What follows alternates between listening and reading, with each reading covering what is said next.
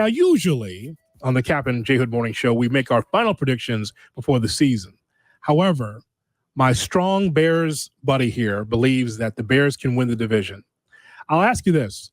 Before the McCarthy quarterback injury with the Vikings, were you feeling this way, or did it just come to you this morning at 7:28? You know what? Bears are going to win the division. Take that. Good night, Mindy. It actually came to me late last night. Tired, huh? No. It's a long day. It was a long day, but I came home from coaching the kids, put on Hard Knocks, had my Ninja Creamy ice cream. I sat there watching the show, and I went, okay, I felt this in 2018. Mm-hmm. They delivered. I feel it again. I'm feeling this year they're going to win the division.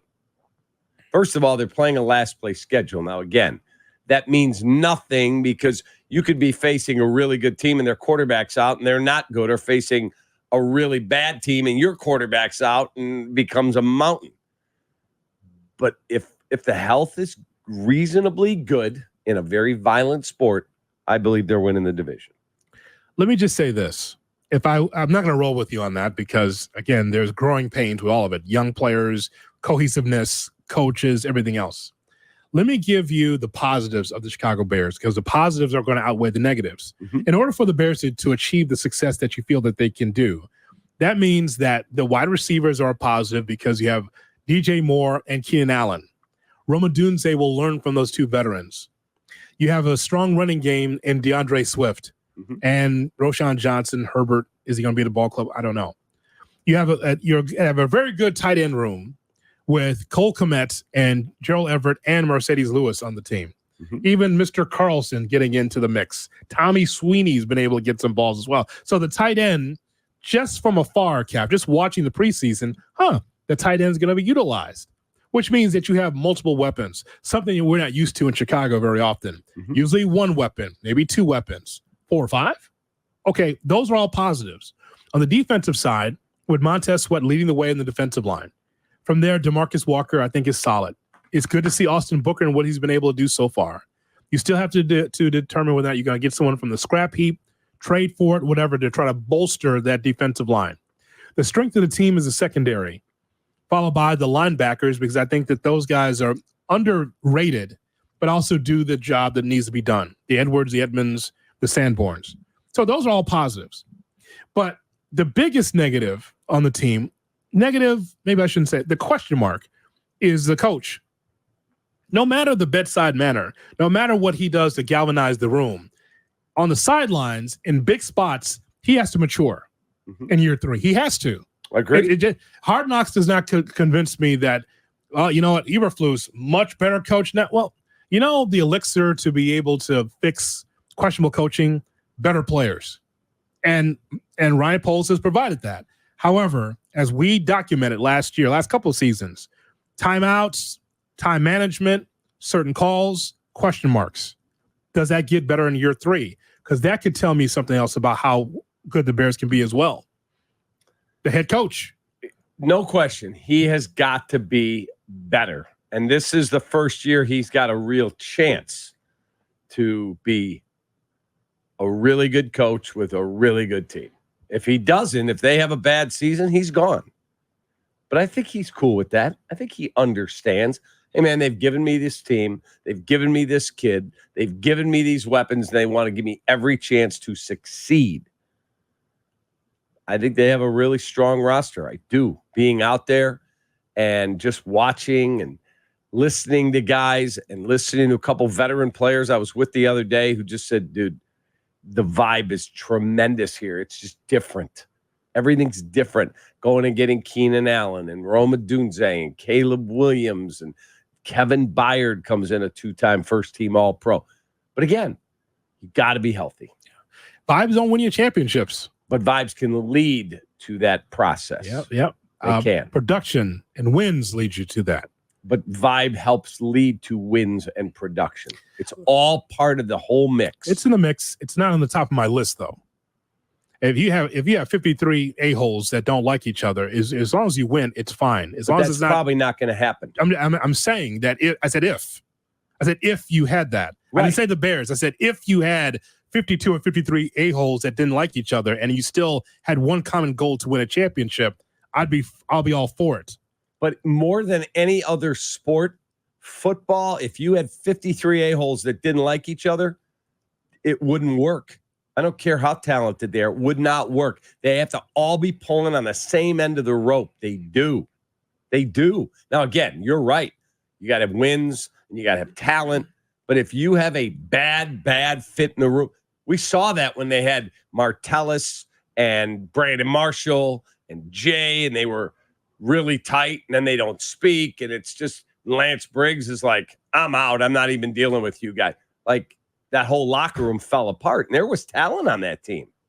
I listed for you the positives, and the one negative question mark was Eberflus, followed by what the offensive line looks like. We just talked to Tommy about it just moments ago. Fair. Because it's not that it's bad, Cap. We've seen it when it was bad now, under Justin and before that. Under Jay. Well, think about who was the kid that – what was the name of the guy we had to bring in off the fishing boat? Jason Peters. That he was 40 years old. We had to get him off a fishing boat to start at left tackle. Yes. I mean, that's embarrassing. Not bad. This group is not bad. It just, you have to figure out who is it. Who are the five that Caleb and the offense can trust? And I don't know the answer to that yet. Agreed. So that's, again, a big question mark there. That's why I also think they need to play Saturday. I know we haven't heard from Eberflus, so we won't till tomorrow. But that's why I feel like I got to see that unit again out there. As much as I like the defense, Cap, I just need to know who else is going to rush the passer. As good as it was for the tail end of the season, what does it look like when the bell rings for the first game? It's got to be more than Montez Sweat. We talked about this in the spring about how do you win divisions? How do you win games? There got to be difference makers on your roster. I did this topic years ago about how many key players does it take to win a championship on a football team? It's not 53 because they're not all talented in the same plane. But the question is, like, how many does it take? And it's funny we talk about the Cubs with this, right? I always tell you with the Cubs, Cap, you need to have more stars. Cap, you need to have more difference makers. The Cubs can't get to where they need to be with just guys that are kind of the same. Mm-hmm. Same thing with the Bears. Like Jalen Johnson's one, right? Who else is on this team? Like a DJ Moore is second on this team. Difference makers. Keenan Allen, six-time Pro Bowler. I can't tell you Caleb and Rome till I see it, but I certainly think they're trending in the right direction for sure. I think their linebacking group, is Brisker going to be healthy? He hasn't been practicing. He's been banged up. Mm-hmm. They think he's going to be. Montez Sweat, monster. Absolute monster. I like their running backs. But again, it's got to all play out on the field. So that's also something that I question as well. Is this like, how many difference makers do you have? Again, camaraderie is one thing, and good vibes is one thing. I just need to see how it all gels. And then again, the other thing that's a question mark is this offensive coordinator that the Bears have. They're always in the big spotlight, even more so than the quarterbacks we've had over the last 10. We know the offensive coordinator's name in this city. What is the offensive coordinator doing? If the offense falters, it's going to be his fault. So also, how does that gel? How does that work together? Question marks, not negatives. But again, there's more positives than negatives with this team. Yeah, I'm excited to see how this all plays out because if they get good health, I think that it could be a really, really fun season to cover. The reason why I think that the Lions have the leg up on the Bears is because of the amount of time that they spent together. We talk about how a team has to gel and the camaraderie of the team. Okay, well, you've seen Dan Campbell bring this team together. We've seen the Gibbs injury, sure. And we kind of thought that maybe they'd take a little bit of a step back, but they're still the strength of the division at this point in time. Absolutely they are. They are. They are. No question. But they're banged up. Sure. Banged up. Yeah. I didn't hear how long Jahmyr Gibbs will be out for, but, I mean, a hamstring is a problem. We saw it hamper Aaron Jones in Green Bay all last year when he got hurt against the Bears in week 1, remember? run into the end zone. I'm like, that didn't look good. And boom, that ended up sidelining him and slowing him. And now he plays for the Vikings. They went, all right, we're done. We're moving on. So the Lions, their defensive backfield's banged up. The Packer has been healthy. Mm-hmm. Minnesota just lost their rookie quarterback. I think they lost a defensive back, so they've been bringing guys in to try and look at maybe signing. So there's issues that teams are dealing with. Shay? Yeah, I think there's a lot that you're asking from the Lions to keep the mentality that they had last year of not being hunted, but being the hunter. It's the opposite now. You play a first-place schedule. The injuries they've already sustained, canceling some joint practices. I think they're actually taking pads off in a few practices because they're so banged up. I get that they're the most talented team in the division. There's the most continuity there. They kept their offensive coordinator. Like, everything feels built for them to just run through this, do it again, and be a legitimate Super Bowl team.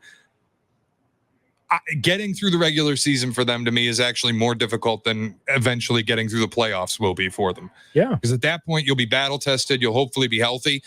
Asking them to be like elite through a 17-game season with the way their camp has gone, I think it's a tough thing. I will just go with the known versus the unknown. Like, I think that we said, like, we haven't made our official predictions, but we felt like the Lions could take a little bit of a step back because that's just how it happens, Cap. Like, Dan Campbell's got that team going in the right direction, and I just think that they're good. And the Packers will always be a factor, no matter what. Every year we go through this, the Bears can beat the Packers, the Bears will be better. Okay. And Jordan Love has proven that he belongs. Yes. And so because of that infrastructure on that team, there's always a ceiling on their success, the Packers. They may get to the playoffs, but when they get there, they ain't going to do much. That's just a fact. That's what's been going on lately. They're a good quality regular season team, a good 325 watch in America's Game of the Week. But when it comes to nut cutting time and the playoffs in a big spot, no, not lately. So that's the thing I'm looking at with the Bears.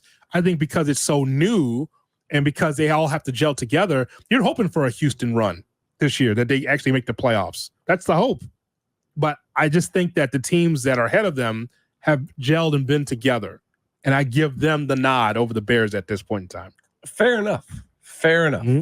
But let's see. Let's let it all play out. It's going to be a fun ride, man. And I still think there's a world where this division gets to the end of the season and all three teams that are serious, like not counting the Vikings. But I think there's a world where the Lions, Packers, and Bears are all 10-7 at the end of the year. Split their division games 3-3 apiece, and it all comes down to tiebreakers. Who outscored who? I like the idea it comes down to the end. That's thrilling. Right through the holidays.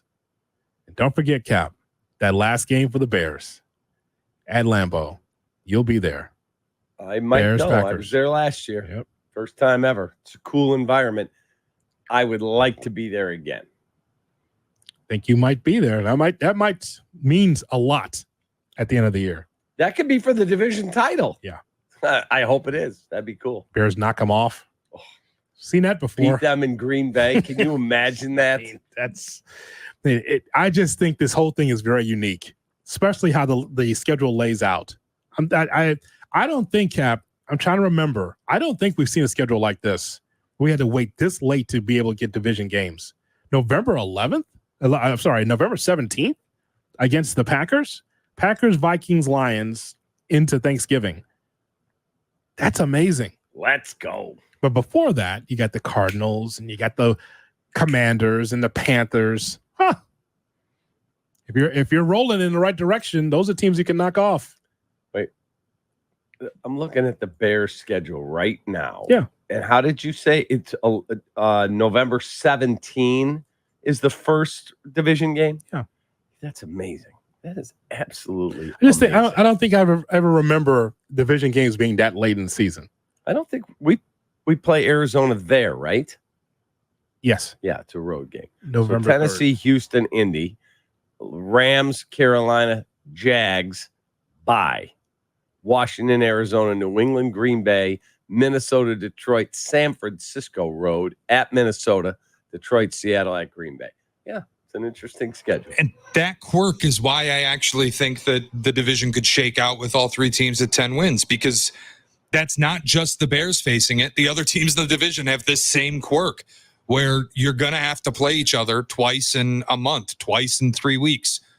That's more difficult to win both games. So if they all split them. Yeah, Green Bay gets Minnesota early in the season. But that's week it. 4. Green Bay gets you twice at the end. The Lions get you twice in a month. The Vikings get you twice in a month. It's hard to win both of those games when you see each other that quickly. You can't make the huge changes game to game, or if you open the season against Green Bay and close it against Green Bay.